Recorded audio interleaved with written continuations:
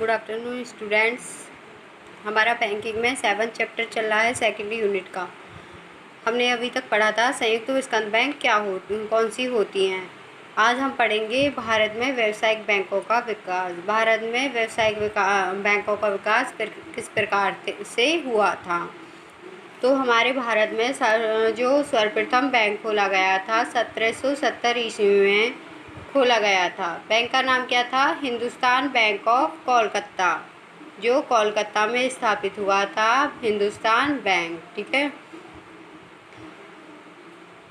कब खोला गया था? 1770 ईस्वी में। फिर उसके बाद में बहुत सारे छोटे छोटे बैंक खोले गए थे। उसके बाद में फिर हमारा जो खोला गया था 1806 ईस्वी में बैंक ऑफ बंगाल खोला गया था। ये एक प्रेसिडेंसी बैंक था। 1840 में बैंक ऑफ बॉम्बे खोला गया था। 1843 ईस्वी में बैंक ऑफ मद्रास खोला गया था। ये क्या थे? तीनों प्रेसिडेंसी बैंक थे। इन बैंकों को ही नोट निर्गमन करने का अधिकार था। इन तीनों बैंकों को कौन कौन से? Bank of Bengal, bank of Bombay और बैंक ऑफ मद्रास।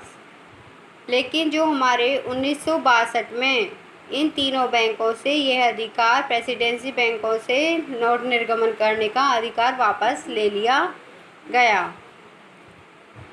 1991 उसके बाद में हमारे 1909 के बीच में आपका खोला गया था द पीपल्स ऑफ बैंक। अभी बता रही हूँ आपको।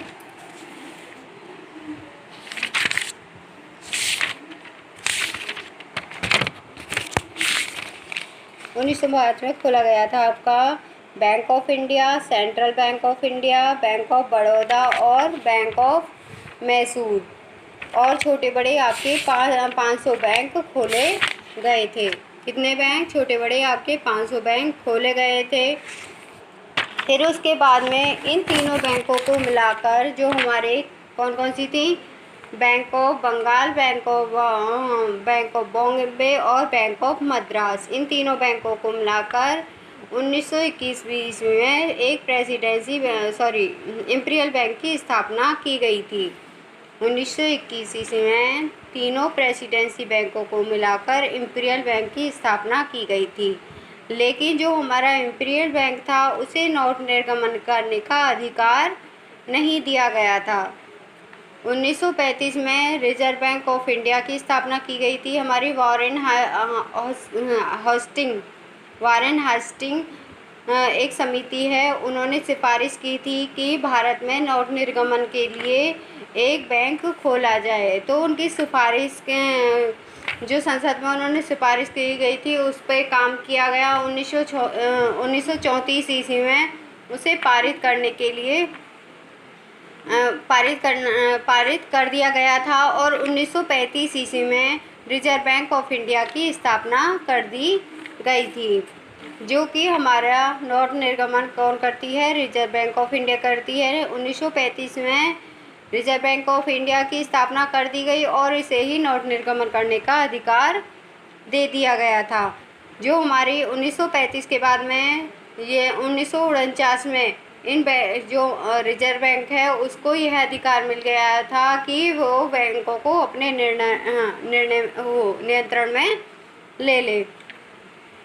1949 से पहले ये प्राइवेट सेक्टर में काम करती थी। 1949 में सरकार ने इसे अपने अंडर में ले लिया था। फिर ये गवर्नमेंट के अंडर ही कार्य करती थी और इस बैंक के अकॉर्डिंग ही सारी बैंक कार्य करती थी। जैसे हमारी अनुसूचित और गैर अनुसूचित बैंक हैं उन पर रिजर्व बैंक का कंट्रोल रहता था। फिर उसके बाद में 1 जुलाई 1955 को इंपीरियल बैंक का राष्ट्रीयकरण करके SBI की स्थापना कर दी गई थी। कब? 1 जुलाई 1955 को इंपीरियल बैंक का राष्ट्रीयकरण करके। कब खोला गया था इंपीरियल बैंक? 1921 में। इसका राष्ट्रीयकरण कब किया गया था? 1955 को। 1955 को राष्ट्रीयकरण करने के बाद 1 जुलाई 1955 को आपकी SBI की स्थापना कर दी गई थी। बस आज की वीडियो में इतना ही रहने दो, कल आपको नेक्स्ट वीडियो डालूँगी। ठीक, ओके।